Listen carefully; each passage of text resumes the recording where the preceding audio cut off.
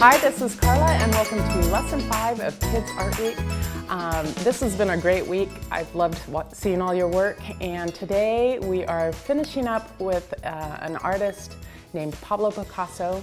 He was born in 1881 in Spain, and he spent most of his working life in Paris, and he lived to be 91 years old, so he did everything. He started out very realistic, painting, then he moved to sculpture and clay, and he invented with Georges Braque's both cubism and collage, and we're going to combine those two a little bit today.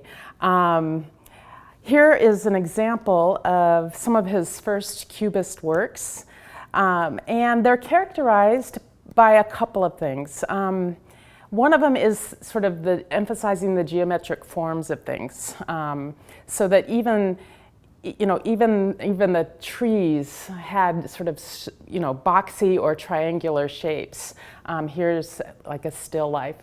The other thing that characterizes cubism is the lack of perspective, and almost as if you can look at things in one picture. You can look at things from the front and from the side and from the top and from the bottom. You can look at it all at once in one picture, and they just sort of jumble it all up into one picture.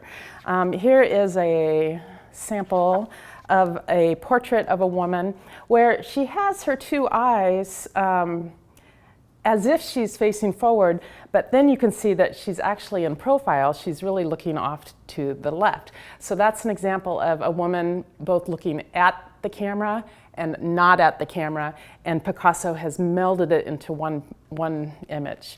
Another thing to think about with cubism is it doesn't need to be realistic. They're really going for feeling and trying to get the whole of the feeling. And it's a painting. It's not supposed to be realistic. They want it to be kind of weird. So we're going to make some dogs this time that are going to be kind of weird.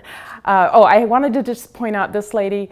She has one small eye over here and one eye about 3 times the size of this eye.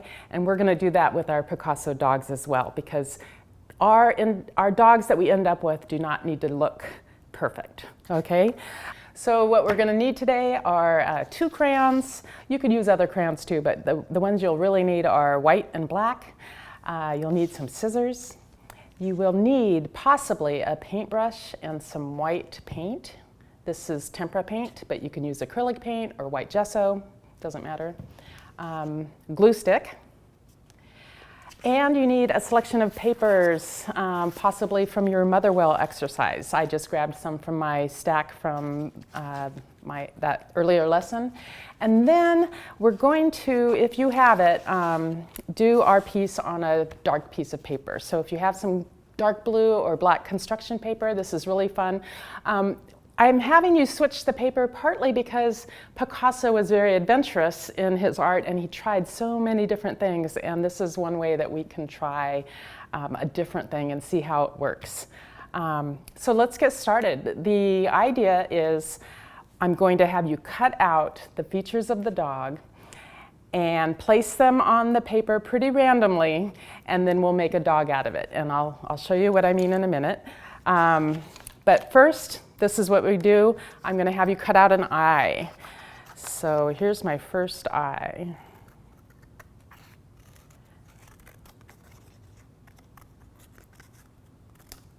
Okay, and now I want to make another eye 3 times bigger than that first eye. And I do that partly because Picasso had different size eyes, but also because you have a tendency, I know this, I've taught this a long time, to do tiny little eyes, and I want at least some big shapes, okay? So let's do a big eye.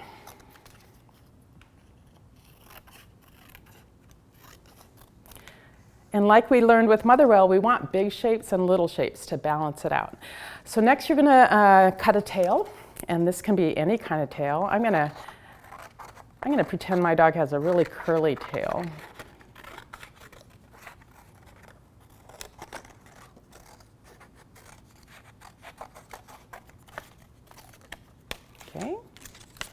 So So we've got an eye, a tail. Next you need a nose or a snout, and the snout is the part of the dog that has its mouth. So here's, I'm going to use this one. I might have his mouth open. Maybe. We'll just see how it looks. I don't know.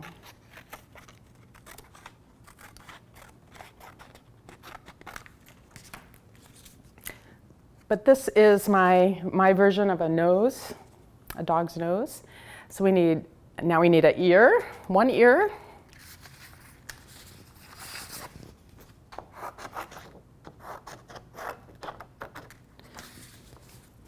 And then the last thing you're going to do is a paw or a leg.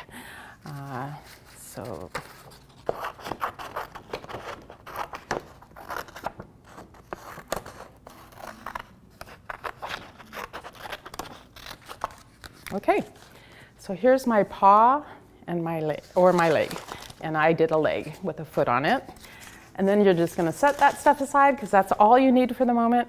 And what I'm going to do now is something that I think is kind of strange, but I found that sometimes if I close my eyes, I make better artwork. So what I'm going to have you do is pull out your collage elements, take your white crayon, close your eyes, and draw 6 little dots on your paper, anywhere on the paper. 5, 6. Okay. So now the idea is I'm going to glue these down, and each piece has to cover one of the dots. So I'm going to get a piece of scratch paper here so that I can glue. And I'll just start. I don't even know what to do. I think I'm going to just start with the leg here. And again, you want your glue to go right on the edges. And I'm going to cover this dot with that leg.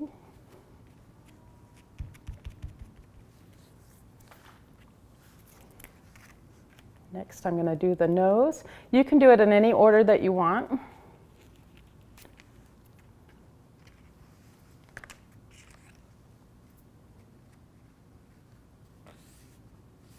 So at this point, I know that I'm doing a dog, but I don't know how it's going to come out. I don't know yet how it's going to come out. So you've got 2 down. Now I want you to turn your paper this way and do the same thing. Keep going. This is supposed to be an eye.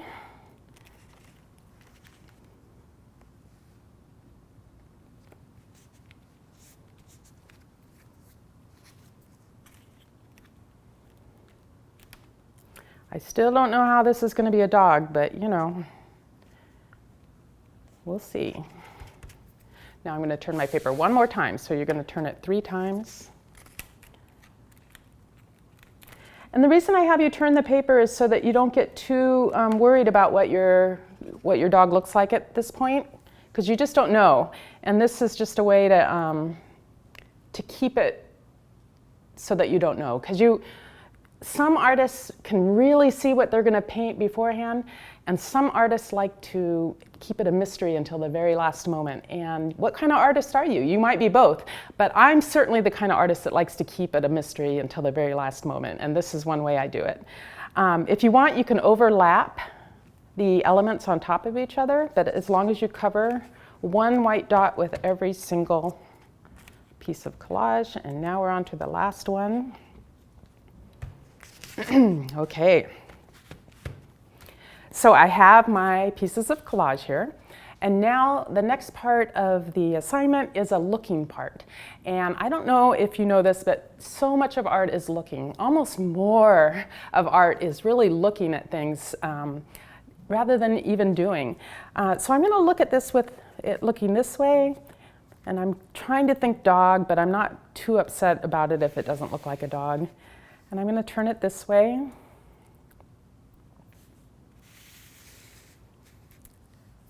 Turn it that way. And that way. And this one is a little bit harder than some of them. Some will be really easy to find a dog, and others will be harder, but I have found a dog. But I don't know exactly how it's going to look, but I kind of know how it's look.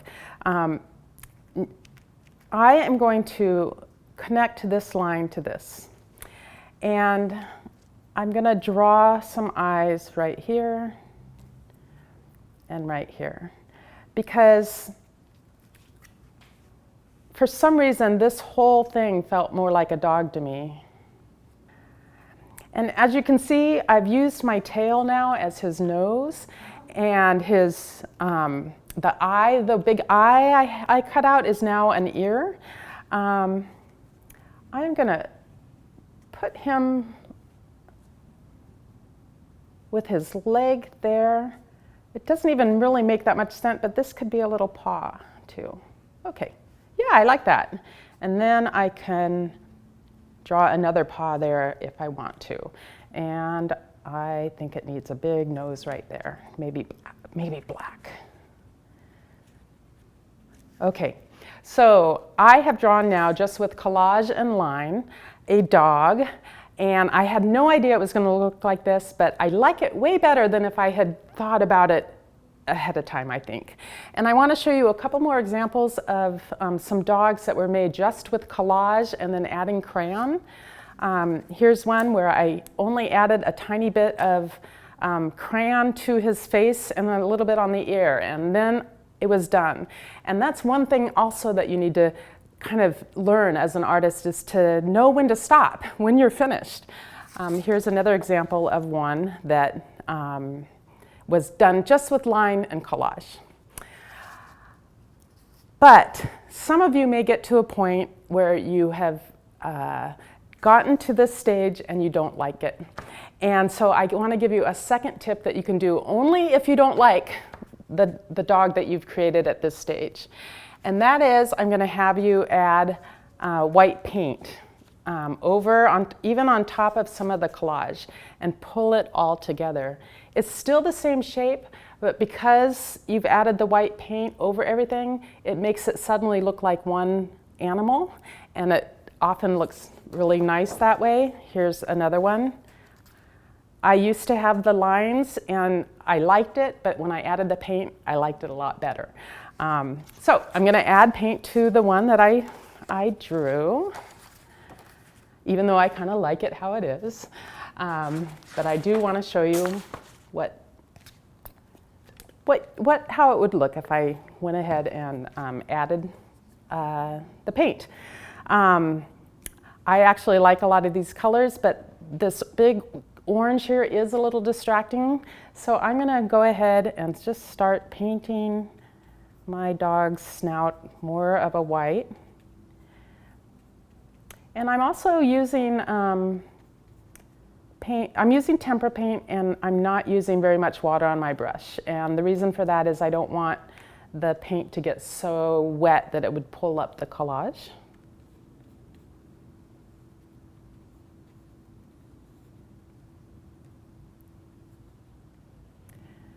I don't have to cover everything, and I might even leave like a spot or something, but I do think that this dog will probably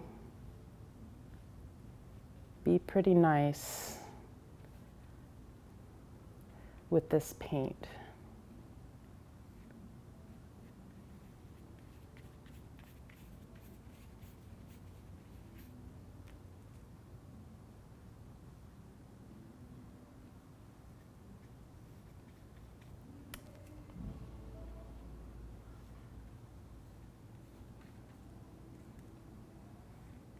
Okay.